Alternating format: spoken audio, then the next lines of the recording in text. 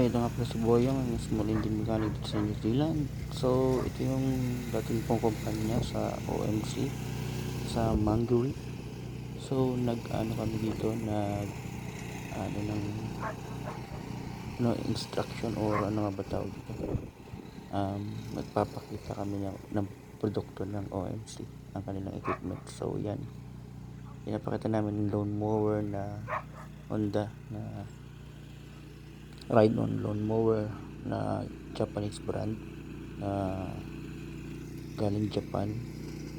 So tinetesting ng customer kung bibilin ba niya o hindi. So yan, ang kasama ko dyan ay si Aaron. Yan, tinitingnan niya kung maganda ba ang lapat sa damo pag nagkakat ng grass. So yan, kasi first week ko lang sa trabaho noon at late upload ako kaya ganyan ang nangyayari. So yung customer niyan, yung anak ang tumitingin kung okay ba. So ang lawak ang lupay nilang customer na to, siguro ilang hektarya din yan. So yan, yung mga pinsan kong yan matatanda na itong mga baboy na to kasi mahaba niya ng mga sungay o ngipin. Ayan, nakakatakot na nun lumapit kasi may rabies.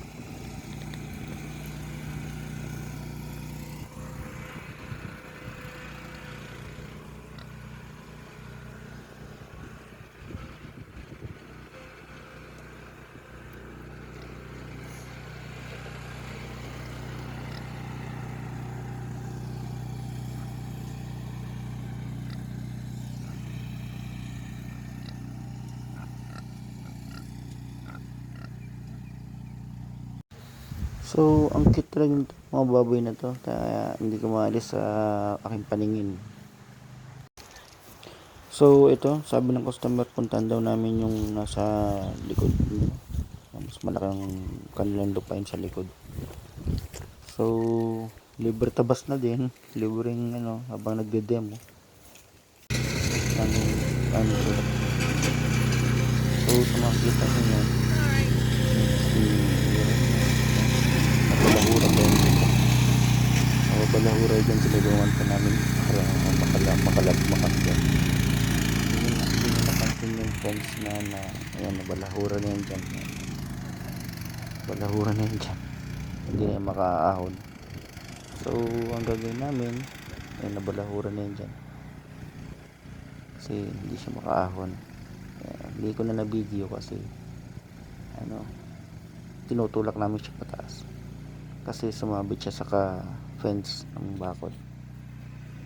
Ayan, nabalahura na yun dyan, nabalahura na, hindi na namin matatawagin ng tulong. Ayan, lagi kasi nagmamadali liit na tao, lagi nagmamadali, hindi naman, bagal-bagalan lang. Hindi mo naman siya makita, nabalahura na dyan. So yun, makakita nyo dyan sa video na hindi ko na wala na video yan.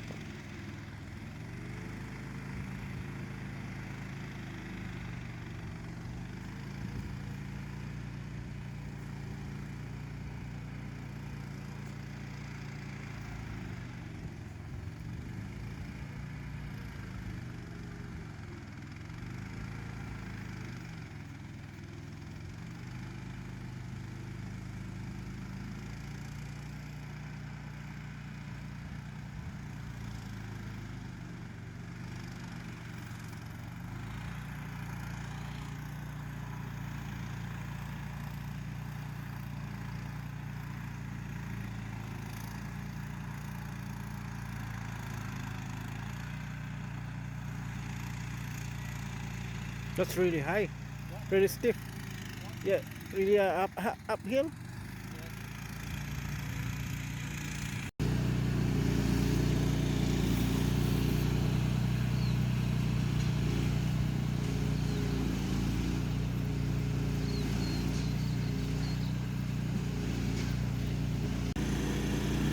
So yun na siya, parang hindi na bahura.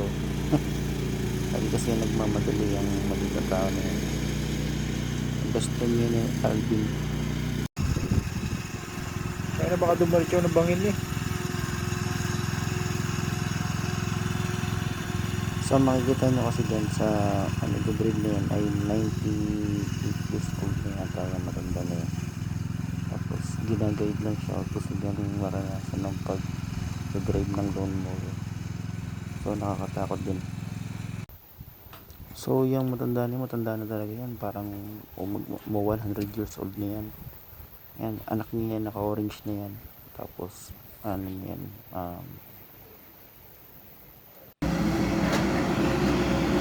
so yun, nakauwi na kami. Pagkauwi namin, liga rin. So yung punggay niya, kailangan niya luwa ako pa sana ako sa doon sa pagkakaba ng load niya. Kasi yung pinag-uwi ko. Kaya mga punggay ito, mauuwi. Trabaho mo yan. Binidyo-videohan ko siya kasi nasa funny angle siya para ma-discratch. May insurance naman po sa question niya. May insurance po. Babayaran mo. Maybe na better safe than sorry. Bakit tayo siya ma-discratch?